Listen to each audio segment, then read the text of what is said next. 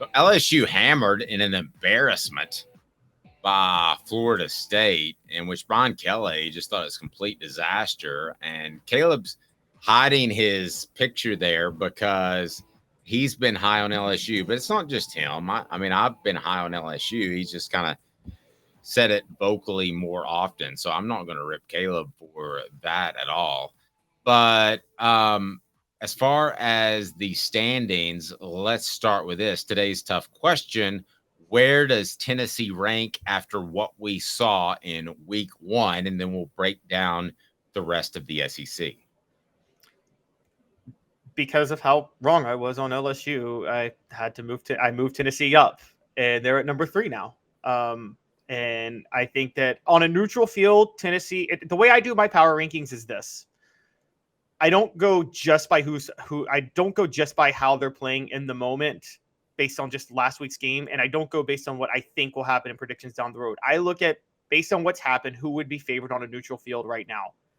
And I think Tennessee would be favored over every SEC team on a neutral field outside of Georgia and Alabama.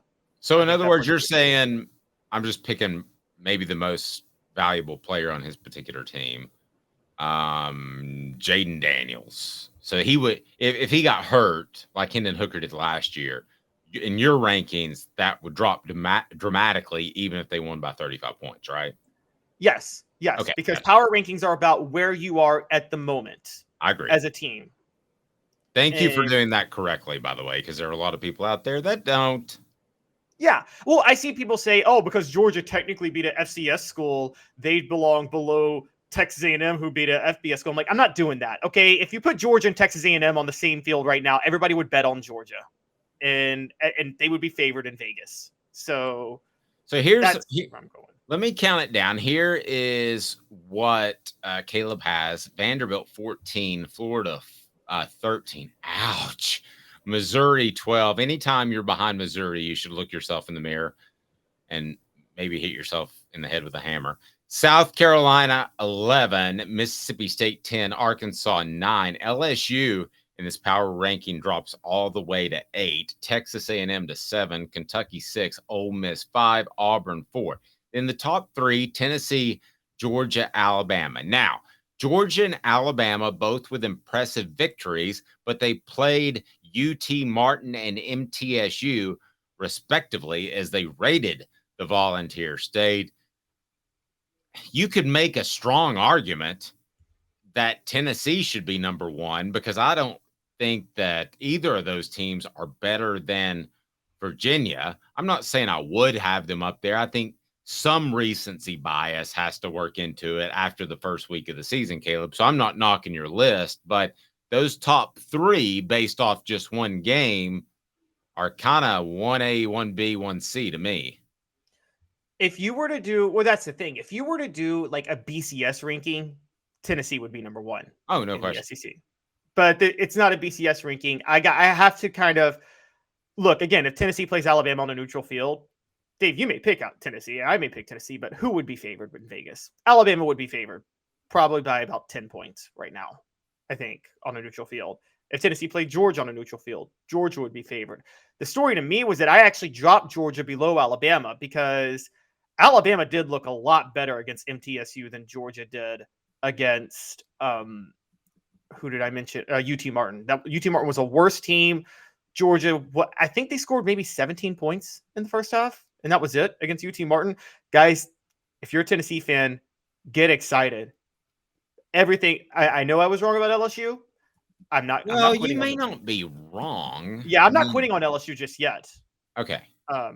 Yeah, because that Mason Smith being out, it just went out. Things kind of, you've covered games where things go crazy and just get out of hand in one quarter, and it just goes crazy. But Tennessee fans celebrate. Georgia's got a bad offensive coordinator, and they're going to have some issues at quarterback. I'm just going to tell you that right now. So if Tennessee, Georgia, and Alabama are 1A, 1B, and 1C just based off week 1, which I think you agreed with, right? You're fair with that? Right. Okay. Yep. How far off is Auburn? They beat UMass. Ha, ha, ha. My son goes to UMass. I didn't want him to go that far. So anytime that UMass gets beat, it's a good day. Maybe I'll beat him back home. They beat the Minutemen 59-14.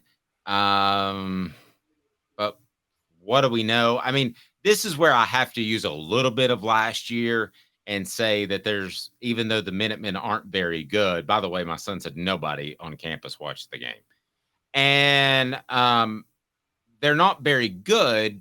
But I got to use a little bit of last year in saying that Tennessee and Georgia and Alabama are better than Auburn. So I've got Auburn as a fairly distant number 4. How about you? I do too. I think there's a clear-cut top 3 right now, and then a distant drop off. If we're doing who would be favored on a neutral field, and I want to be fair by that. I wonder, Dave, with that, did I overreact to dropping LSU all the way to 8? Because do you think outside of those top 3, would anybody else be favored over LSU right now? I thought maybe Kentucky, because Kentucky looked like a typical Mark Stoops team once again, but I don't think Vegas would get too fooled by that Florida State game, but you tell me. No, as far as favored, LSU is one of the bigger betting schools in the SEC, along with Tennessee. So that always kind of goofy moves the line a little bit.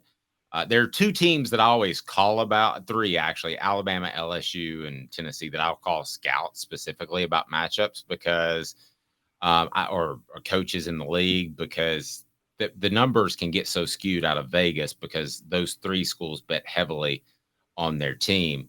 So out of the group that's below them, and you've got Tennessee at number 3, Auburn at number 4, but out of the group that's below them, if Tennessee shows up with a B day, not a great day, but a B day, slightly above average. They don't play perfect. They make some mistakes. I'm not talking the Columbia collapse, but who of those teams immediately below them can beat them with an A+ day if Tennessee plays average?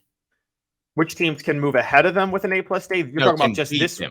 Beat them. If it's Saturday and Tennessee plays a slightly above average game and the other team plays really well, and I'm talking about the schools that are listed slightly below the Vols, like Auburn, Ole Miss, Kentucky, Texas A&M, LSU, Arkansas. I don't think you would say Mississippi State, South Carolina, Missouri, maybe Florida since it's in Gainesville, but those schools, if Tennessee just shows up with a B day, a slightly above average day, how many of those schools can beat Tennessee on any given Saturday? I think I can't make a distinction for a judgment for Ole Miss yet because they have so many transfers and they beat an FCS school. So that they're just impossible to judge. I do think Auburn could because of just what I know about Hugh Freeze as an offensive coach. I think Kentucky already is a danger to Tennessee if Tennessee's not careful. So I think Kentucky could. Texas A&M could. I just said from the start I don't think Texas A&M is going to be capable of an A+ game all year because of the Bobby Petrino. But if Texas A&M plays an A+ game, they can beat anybody in the SEC. Let me be fair about that. And then, yeah, I think LSU with an A+ game could beat anybody in the SEC too. So I would say they could beat Tennessee. Arkansas, if Arkansas played an A+ game and Tennessee plays a B-ish to C+ game, I think that game becomes close. I think you're looking at like last year's Pittsburgh Tennessee game where Tennessee won it overtime, honestly, where I think Tennessee was significantly better. But as you remember, Tennessee played what would you say? That was about a B- C+ game for Tennessee at Pittsburgh, and Pitt played an A+ game. Yeah, I think that's about right. Yeah, that's where I think Arkansas is. No, I think that's a really, really good comparison. You knocked South Carolina a little bit harder than I would have because I think that I just think Drake May is the generational quarterback that we talk about when we talk about Andrew Luck and we talk about John Elway and those type of guys. I may prove to be wrong, but I don't think the rest of the guys around him are great, and I think he is. So, but let's be fair on that, though. I thought Spencer Rattler actually played better than Drake May in that game. Watching that game, honestly, I just thought South Carolina has unfixable issues. They have a horrible offensive line. I thought Florida's was bad. But man, there are some programs where I wonder if guys are running the right routes, are blocking up front correctly. It's not just pressure. It's so many things when you're at that kind of a program that I mean, I'm not knocking North Carolina specifically, but there's some programs I just wonder if they got their stuff together. You know what I mean? Well, yeah, that's part of South Carolina blocking issues, I think, is Dowell Loggins. You know how I feel about him as an offensive coordinator. And I thought he was awful in that game, but South Carolina's O-line was terrible too. I think Spencer Rattler did everything he could, given a bad offensive coordinator, bad offensive line, to try to will that team to victory. And I actually watched that game coming away thinking maybe Spencer Rattler's better than Drake May, but North Carolina is better than South Carolina. AndyMasonRealEstate.com, best prices, service in the biz. AndyMasonRealEstate.com. He's my realtor. He should be yours.